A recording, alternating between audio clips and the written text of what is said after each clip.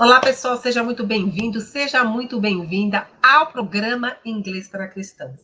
Aqui é a professora Vilma e eu estou aqui para falar com você que é cristão e tem um chamado missionário. E hoje eu vou revelar para você uma oportunidade incrível que nasceu no meu coração já há algum tempo e que agora eu decidi colocar em prática. Você que sempre desejou falar inglês, já tentou vários cursos sem sucesso, já dedicou alguns anos ao estudo da língua inglesa e só sentiu que perdeu tempo, dinheiro e acabou frustrado e frustrada. O meu recado para você, meu irmão, minha irmã em Cristo, é o seguinte: deixe as histórias da Bíblia te ajudar. Jesus transmitia muitos ensinamentos através de histórias, as famosas parábolas. Mais de 2000 anos se passaram e esses ensinamentos estão impregnados em nossos corações até hoje. Fazer um curso de inglês associado ao estudo bíblico é totalmente diferente da maioria dos métodos que você já viu por aí. Não é simplesmente mais um curso de inglês, é uma imersão na língua inglesa que vai te conectar ainda mais com o nosso Pai Celestial. Essa é a sua oportunidade de se tornar fluente em inglês e na palavra do Senhor. Quando estudamos algo que nos interessa, algo que toca o nosso coração, aprendemos de maneira fácil e muito mais rápido. Você sabe o que a fé e a fluência em inglês têm em comum? Não. Ambas vêm pelo ouvir. Romanos 10:17, de sorte que a fé é pelo ouvir e o ouvir pela palavra de Deus. Quanto mais ouvimos a palavra do Senhor, mais crescemos em fé e somos invadidos por uma paz inexplicável que o mundo não conhece. E quanto mais ouvimos o inglês, mais o nosso cérebro começa a conectar os fiozinhos e vai internalizando essa língua fascinante, até que um dia começamos a falar sem dificuldade. Sabe, muitos estudantes de inglês, eles têm o desejo de aprender inglês da mesma maneira como aprenderam português, naturalmente. Entretanto, eles se esquecem que os bebês levam entre 9 meses e um ano para pronunciar as primeiras palavras. Porque até então, eles estão produzindo sons que não são muito compreensíveis, principalmente para aqueles que não convivem com o bebê. Até então, ele só recebe informações dos seus pais e daqueles que convivem com o bebê, que é o input, aquilo que a gente recebe. Aproximadamente a partir de um ano, o bebê começa a emitir mais sons e tentar dizer as palavras que ouve dos pais e das pessoas próximas. Somente aos 2 anos, passa a repetir palavras que ouve e a dizer frases simples. E somente aos 3 anos é que vai conseguir falar algumas informações mais complexas. É óbvio que isso varia de bebê para bebê, assim como atingir a fluência no inglês varia de pessoa para pessoa. Sabe por quê? Isso vai depender do quanto de input que você recebe do inglês. Ou seja, o quanto você se expõe ao idioma. Você sabe que a grande dificuldade inicial dos alunos é a compreensão do inglês. E essa é a grande vantagem de se estudar inglês com as histórias bíblicas já tão conhecidas de todos nós. Nós devemos aprender inglês pelo contexto, né? Porque a estrutura das duas línguas, português e inglês, ela é muito diferente, certo? Então a gente tem que evitar traduções literais que só vão retardar o seu aprendizado no inglês. Guarde isso. Não tente traduzir palavra por palavra, pois a estrutura do inglês vai muito além do the books on the table. Quer aumentar o seu vocabulário? Estude frases sempre dentro de um contexto, mas que faça sentido para você. O fato de você conhecer as histórias da Bíblia, ou seja, já possuir o entendimento do que está sendo falado, lido ou estudado, vai acelerar o seu desenvolvimento. pois a cada história bíblica estudada, o inglês, você vai aumentando o seu vocabulário, você vai se familiarizando com a estrutura da língua inglesa. E o fato de você ser um cristão, uma cristã, que lê a palavra do Senhor diariamente e está conectado à videira verdadeira, vai fazer com que você revisite as histórias estudadas o tempo todo, aumentando o quê? O seu grau de absorção e o entendimento da língua inglesa.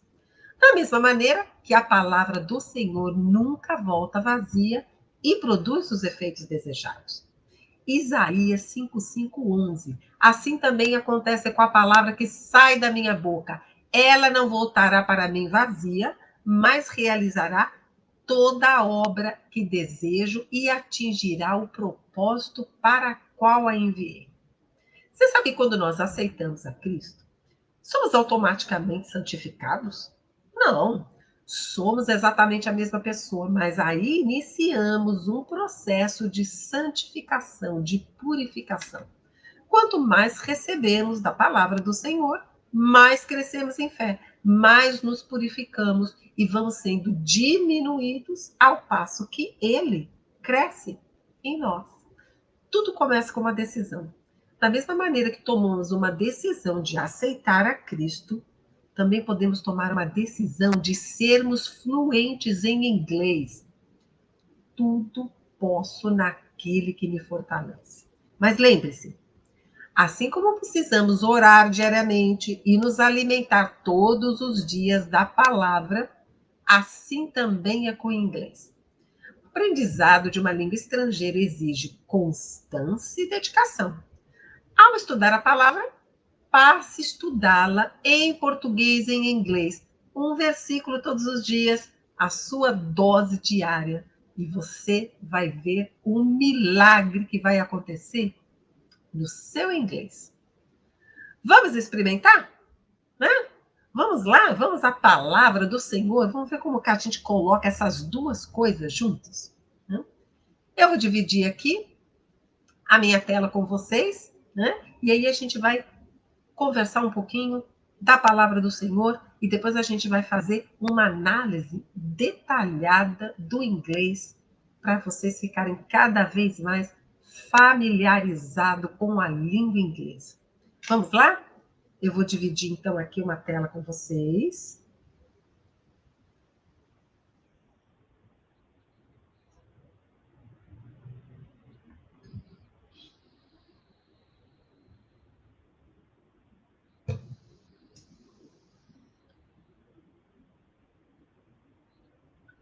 Sim? Segundinho? É isso. Deixa eu só fechar aqui uma coisinha na segunda tela. Bom, então, hoje nós vamos trabalhar com Isaías 58:11, né? O Senhor o guiará constantemente, satisfará os seus desejos numa terra ressequida pelo sol e fortalecerá os seus ossos. Você será como um jardim bem regado, como uma fonte cujas águas nunca faltam. Olha que promessa maravilhosa, não é mesmo? Pois é, vou até repetir. O Senhor o guiará constantemente, satisfará os seus desejos numa terra ressequida pelo sol e fortalecerá os seus ossos. Você será como um jardim bem regado, como uma fonte cujas águas nunca faltam. Vamos do inglês? Né? Isaiah 58:11. The Lord will guide you always. He will satisfy your needs in a sun-scorched land and will strengthen your frame. You will be like a well-watered garden, like a spring whose waters never fail. Again, the Lord will guide you always. He will satisfy your needs in a sun-scorched land and will strengthen your frame. You will be like a well-watered garden, like a spring whose waters never fail. Muito bem, essa grande promessa do Senhor. Mas agora a gente precisa entender um pouquinho do contexto, não é mesmo? Porque a gente adora as promessas do Senhor. Mas será que a gente está fazendo a nossa parte? Porque nós sabemos que sempre há uma condição, não é mesmo? Então aqui nós estamos falando, né, daquele povo de Israel, né, que tinha provocado a ira do Senhor, porque o Senhor estava muito triste com eles, porque era um povo que reclamava, era um povo que murmurava, e era um povo que se entregou à idolatria, mesmo depois de tudo que o Senhor fez por eles. Eles começaram a adorar a outros deuses, certo? Se entregaram à promiscuidade, se entregaram à iniquidade. E Deus não estava contente. Então, o castigo deles, né? Deus enviou o profeta Isaías para conversar com aquele povo, para que eles se redimissem, para que eles mudassem, para que eles passassem a seguir os mandamentos. Mas eles não lhes deram ouvido. E o que aconteceu? Que aquele povo acabou sendo enviado para o exílio, né? Para uma terra pagã, a Babilônia. E lá permaneceram por 70 anos. Só que durante esse processo, procurando buscar o favor de Deus, certo? Eles começaram até a buscar a Deus diariamente, né? Mas eles estavam buscando a Deus para que eles pudessem conseguir de Deus o seu favor. Então eles passaram a jejuar, eles passaram a orar, eles passaram a respeitar o sábado, né? Eles iam à sinagoga, né? E se reuniam. Mas lembre-se que o Senhor disse: quando você me buscar de todo o coração, certo? Em espírito e em verdade.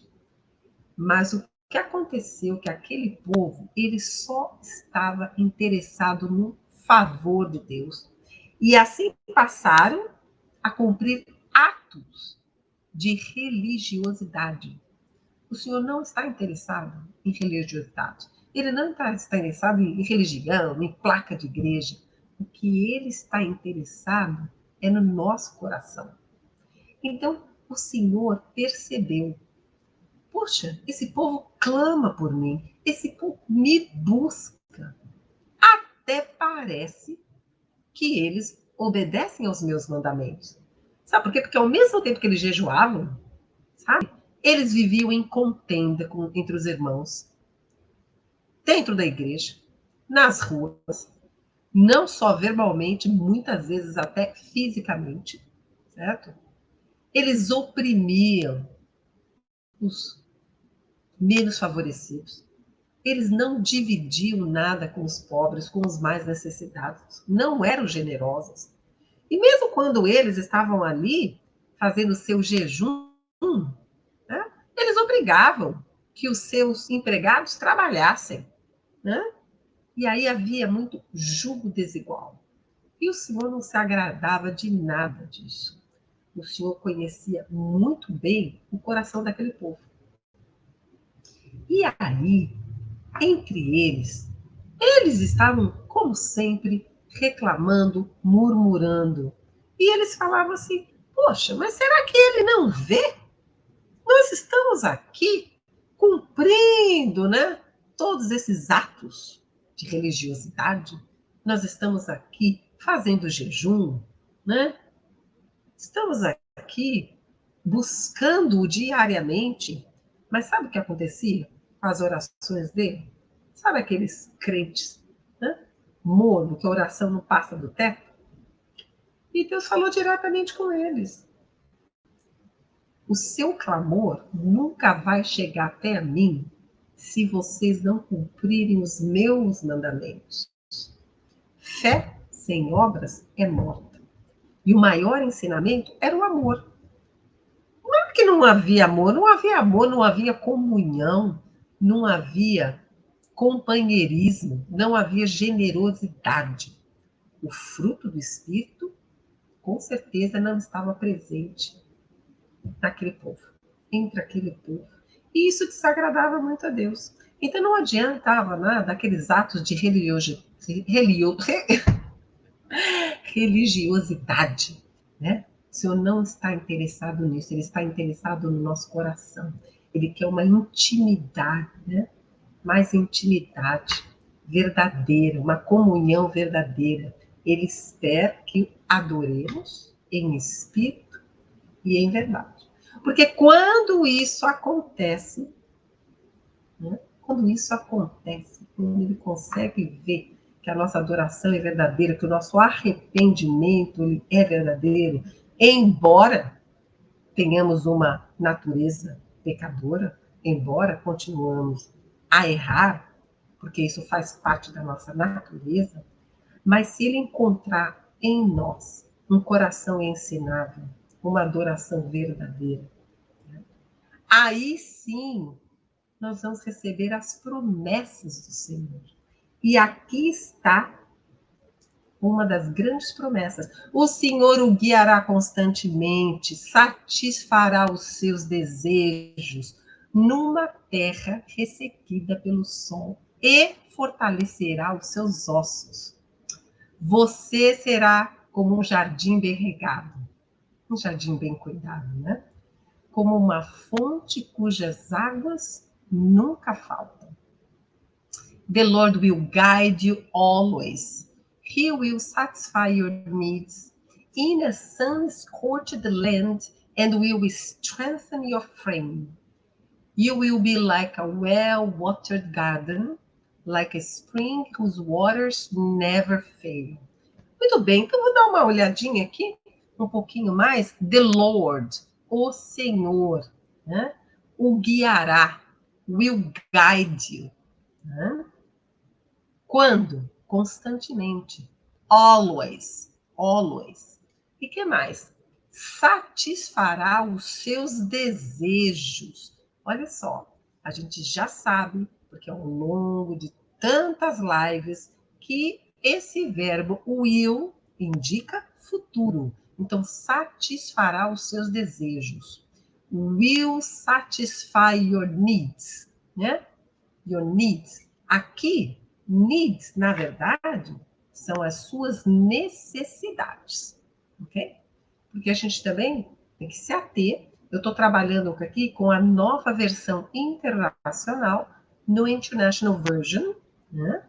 Mas, às vezes, a tradução não é tão literal. Então, satisfy your needs é satisfazer as suas necessidades. Aqui, nessa versão, a tradução saiu como satisfará os seus desejos. Mas a gente está falando mais das suas necessidades, certo? Porque nem sempre o Senhor satisfaz os nossos desejos. E graças a Deus por isso, certo? Porque a gente às vezes nem sabe o que a gente está desejando, né? Não tem ideia do quanto aquilo poderia nos fazer mal, nos causar danos. Então, a sua vontade é boa, perfeita e agradável, não é mesmo? Então, aqui satisfará os seus desejos, will satisfy your needs, numa terra ressequida pelo sol. Né? Porque naquela época eles andavam muito pelo deserto. Né? Olha, in a sun é sol, sun-scorched land. Esse scorched quer dizer queimado. Né? Então, uma terra que já está seca, né? Pelo sol, in a sun-scorched land, numa terra ressequida pelo sol. E o que mais ele vai fazer? Ele, mais o futuro, fortalecerá os seus ossos. Então, he will strengthen. Palavrinha difícil essa, né? Strengthen. Ok? Your frame. Frame pode ser quadro. Quadro. Então, a ideia aqui que é o nosso esqueleto, né? Os nossos ossos, né? Fortalecerá os seus ossos. Will strengthen your frame. Né? E o que mais? Você será como um jardim. Olha que coisa linda. You'll be like a garden. Mas que tipo de jardim? Bem regado, bem cuidado. Um jardim florido. You'll be like a garden. Será como um jardim bem regado. You'll be like a well-watered garden. Yeah? Water, água. Well-watered, recebeu água suficiente, bem regado. Well-watered garden. E o que mais? E como uma fonte cujas águas nunca faltam. Isso é abundância, isso é provisão, isso é bênção do Senhor. Né? Como uma fonte cujas águas nunca faltam. Like a spring whose waters never fail. Fail é falhar, ok? Então, se você presta um exame, um teste, você passa ou você é reprovado. So, you pass or you fail, certo?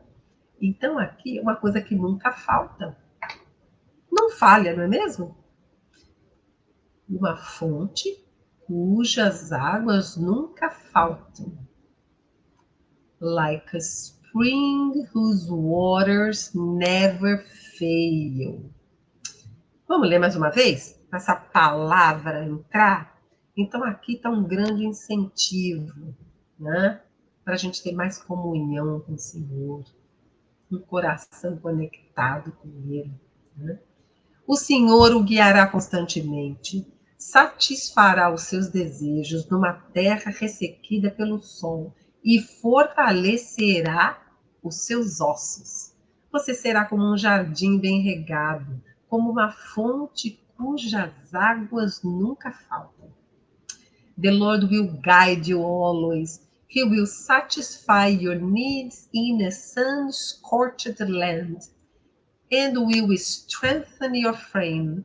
You'll be like a well-watered garden, like a spring whose waters never fail. Que promessa maravilhosa, não é mesmo? Então, vamos fazer agora a nossa análise do inglês? Vamos lá? Muito bem. Por que a gente faz esse trabalho agora? A gente vai trabalhar com as diversas classes de palavras no inglês. E por que esse trabalho é tão importante? Porque você já ouviu falar, vários alunos que estudam inglês, eles falam, eu entendo inglês, eu consigo ler inglês, mas eu não consigo falar, porque eu não consigo formar frases, não consigo formar sentenças, certo? Então, esse tipo de trabalho que nós estamos fazendo aqui, que vai ajudá-lo a entender a estrutura da língua inglesa, que é muito diferente da língua portuguesa, vai ajudar você a começar a formar as suas primeiras sentenças, ok? Então, eu começo sempre com o quê? Com os verbos, não é mesmo? Começo com os verbos. E o primeiro verbo é o nosso amigo will. Certo? Vocês que já me acompanham aqui, né? Vocês sabem que o will significa o quê? O que o will significa mesmo, Jurema? Will é um verbo auxiliar, certo? Que indica futuro. Muito bem. Futuro. Todo verbo auxiliar precisa de um verbo principal, certo? Porque o verbo auxiliar, ele só indica o tempo verbal. Você vai precisar de um verbo principal que vai comunicar a ação. Então, olha, nós temos 4 verbos will. Muito bem. Will guide, will satisfy, will strengthen, will be. Então, vocês percebam que essas 4 sentenças estão no futuro, porque é o verbo will, e estão acompanhadas do verbo principal, que é o verbo que indica ação, certo? Guiará, satisfará, fortalecerá e será, certo? E toda vez que o verbo auxiliar for acompanhado do verbo principal, temos que lembrar que esse verbo principal tem que ser no infinitivo, certo? Sem o to. E depois nós vamos para esses verbos principais. Will guide. Próximo verbo, will satisfy. Will strengthen. Will be. Muito bem. E aí nós temos o verbo fail, que é falhar. E nesse caso está sendo usado como faltar, né? Vamos agora para os substantivos, nouns, ok? Nouns. Muito bem, eu gostei. Não me decepcionou, Jurema. Tinha certeza que você sabia, porque nós estamos aqui, né? Dia a dia caminhando juntas. Muito bem. Muito bem. Então vamos lá? O primeiro substantivo, nouns, é substantivo próprio, Lord. E depois, needs, né? Needs, que é necessidades, que está no plural, certo? Aí o próximo, land, terra. Né? E aí, frame, que eu disse para você que pode significar quadro, mas aqui está sendo usado como os ossos, o seu esqueleto, vai fortalecer os seus ossos. E depois eu tenho garden, jardim. E aí, spring, fonte. E aí, waters, que é uma pronúncia um pouco mais britânica. Os americanos vão falar waters, waters, ok? Waters. Então, aí terminamos com substantivos. Nós temos 2 adjetivos, 2 adjectives. Vamos lá. Porque e os 2 adjetivos são adjetivos compostos, né? Ó, sun-scorched, que a terra ressequida, né? Sun-scorched land, ok? E o well-watered, well-watered, né? Um jardim bem regado, né? Muito bem, e aí nós vamos aqui para as preposições. Eu tenho a preposição in, satisfará as suas necessidades, os seus desejos, numa terra ressequida. Né? E aí eu tenho like. Olha só, vamos falar um pouquinho desse like. O que é like? Você conhece o verbo like? Um verbo muito comum, não é? Só que, presta atenção, essa palavrinha aqui, like, não é verbo. Olha aqui onde que eu coloquei, ó. Coloquei aqui como preposição, certo? Porque olha só, não é o verbo gostar. Como é que ficou essa tradução aqui, ó? You'll be like a well-watered garden. Você será como? Como um jardim bem cuidado. Como uma fonte cujas águas nunca faltam. Tá? Então, presta atenção que esse like, temos 2, ele é uma preposição, tá bom? E aí, nós vamos agora, se eu seguir essa regrinha aqui, vamos fazer aqui esse conector aqui. Esse conector, assim, é que nem o will, né? Aparece sempre, que é o conector mais simplesinho, mais fácil, né? And, e, mais facinho de todos. E aí, eu vou para onde? Agora eu vou falar de personal pronoun, né? que é o pronome pessoal. Lembre que o pronome pessoal é aquele que vem antes do verbo, né? Então, eu tenho aqui, ó, he. He will satisfy. O Senhor, ele, o Senhor, o satisfará. Então, ele vem antes do verbo. E eu tenho também you, que também tem que estar na posição do sujeito, antes do verbo. You will, ok? Agora, olha só. Eu tenho algum pronome objeto aqui? Eu tenho aqui, ó, object pronoun. Por que é pronome objeto? Porque agora ele vem depois do verbo. Percebam que também é you. Mas como é que eu vou saber a diferença? A diferença é que está depois do verbo, ó. The Lord will guide you. O guiará. É o pronome objeto. Agora aqui, ó. You will be. Aí é o pronome pessoal. Você será como, ok? É bem simples. Muito bem. E aí, o que tenho aqui? Vou aqui para esse possessive adjective, que são os pronomes possessivos. Tem um pronome possessivo que aparece duas vezes. Your, your. Então, aqui, ó. O Senhor satisfará your needs. He will satisfy your needs. Ele satisfará os seus desejos, as suas necessidades. Né? E aí ele aparece duas vezes. And the Lord will strengthen your frame. Então, o Senhor fortalecerá os seus ossos, certo? E aí, vamos lá. Eu tenho outro tipo de pronome aqui, que não precisa saber, mas ó, esse é o famoso cujo, cuja. Porque, ó, you'll be like a well-watered garden. Você será como um jardim bem regado. And like a spring whose waters never fail.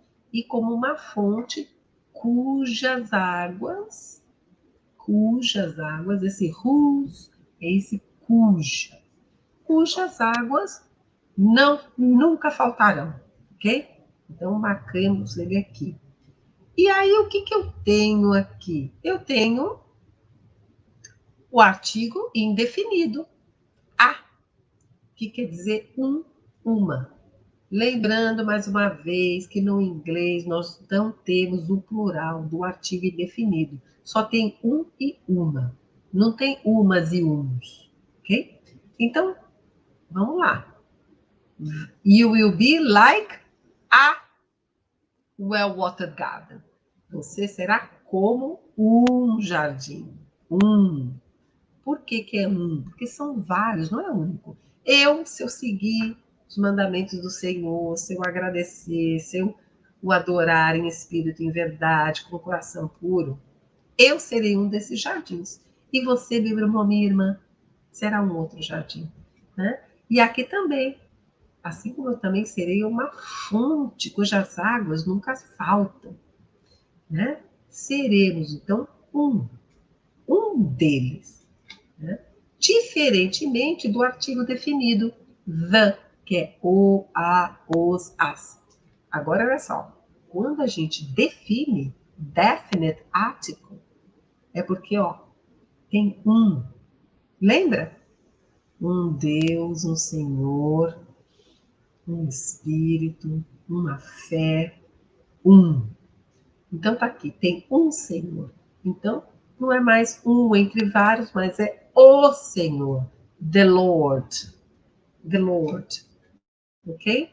E aí, o que sobrou aqui, marcar aqui o outro azinho aqui.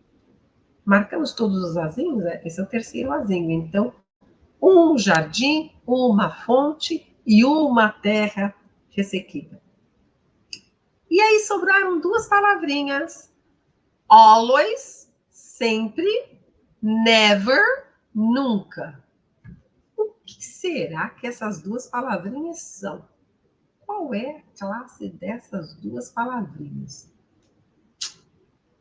O que será essas duas palavrinhas? Está marcado aqui na tela. Vocês sabem? Always, sempre, never, nunca, ok?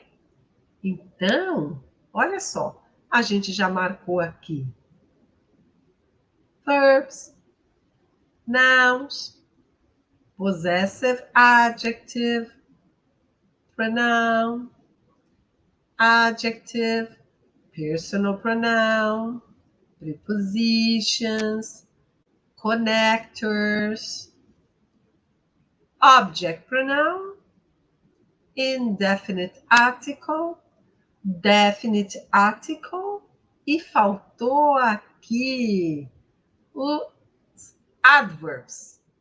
Né? Adverb.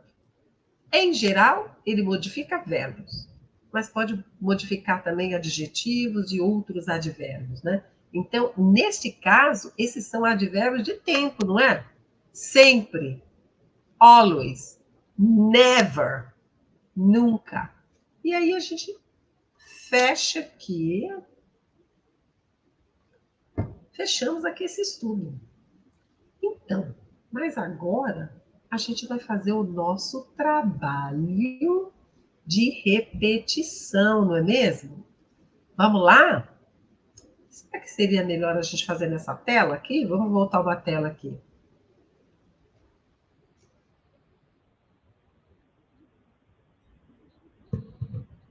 A gente vai ler uma vez no português, a gente ganha fôlego, e aí a gente vai no inglês. Então, o Senhor o guiará constantemente, satisfará os seus desejos numa terra ressequida pelo sol e fortalecerá os seus ossos. Você será como um jardim bem regado, como uma fonte cujas águas nunca faltam. The Lord will guide you always. He will satisfy your needs in a sun-scorched land and will strengthen your frame. You will be like a well-watered garden, like a spring whose waters never fail. Very good. Vamos fazer uma repetição? Sempre de trás para frente, ok? Fail, fail, never, never fail. Waters never fail. Whose waters never fail. Spring, a spring whose waters never fail. Like, lembra que a letra E é silenciosa. Like a spring whose waters never fail. Garden, watered,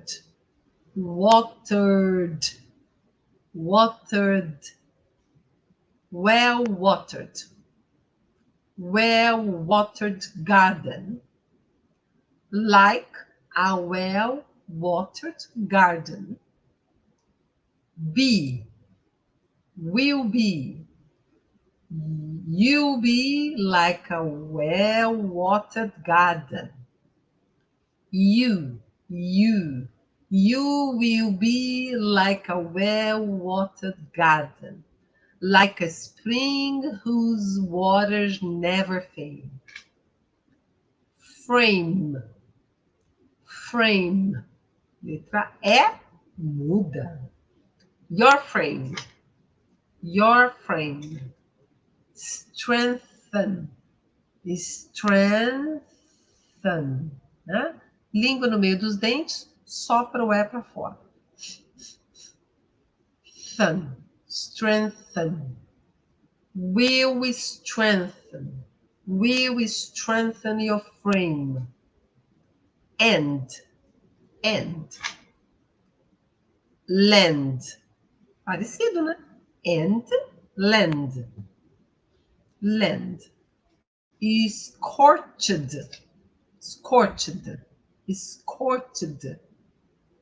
Sun scorched.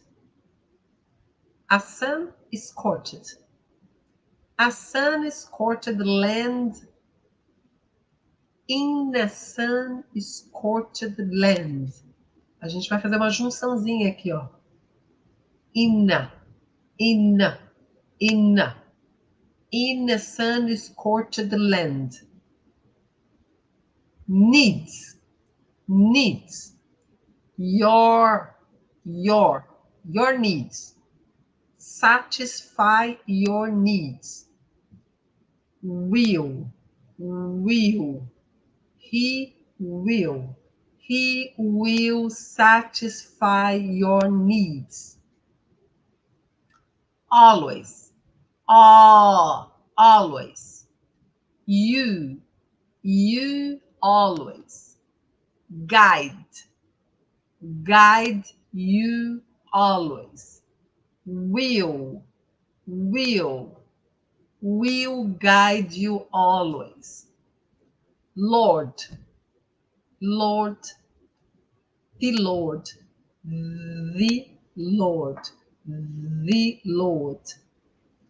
Eu vou ler, tá bom? The Lord will guide you always. He will satisfy your needs in the sun-scorched land and will strengthen your frame. You will be like a well-watered garden, like a spring whose waters never fail. Muito bem? Vou ler mais uma vez. The Lord will guide you always. He will satisfy your needs in the sun-scorched land and will strengthen your frame. You will be like a well-watered garden, like a spring whose waters never fail. Vamos comigo? Vamos lá? Bora! 1, 2, 3. The Lord will guide you always. He will satisfy your needs in a sun-scorched land and will strengthen your frame. You will be like a well-watered land, like a spring whose waters never fail. Muito bem! E com isso, a gente termina a nossa análise bíblica do dia, certo? Então, se você gostou, se você acha que esse conteúdo é um conteúdo de qualidade, certo? Eu vou pedir para vocês deixarem o seu like aí. Sabe por quê? As plataformas digitais entendem que esse é um bom conteúdo e vai poder alcançar mais pessoas. Agora, se você tem um irmão em Cristo, algum amigo com um chamado missionário, ou pastor que deseje aprender inglês com a ajuda da Bíblia, compartilhe. Né? Escolha 3 pessoas lá no seu WhatsApp e compartilhem. Né? Eu sempre falo que aonde os seus talentos encontram as necessidades do mundo, ali está o seu lugar. Seja fluente em inglês, seja fluente na palavra do Senhor. Eu sou Vilma Gomes e teremos um próximo encontro amanhã, às 20h30. Até mais!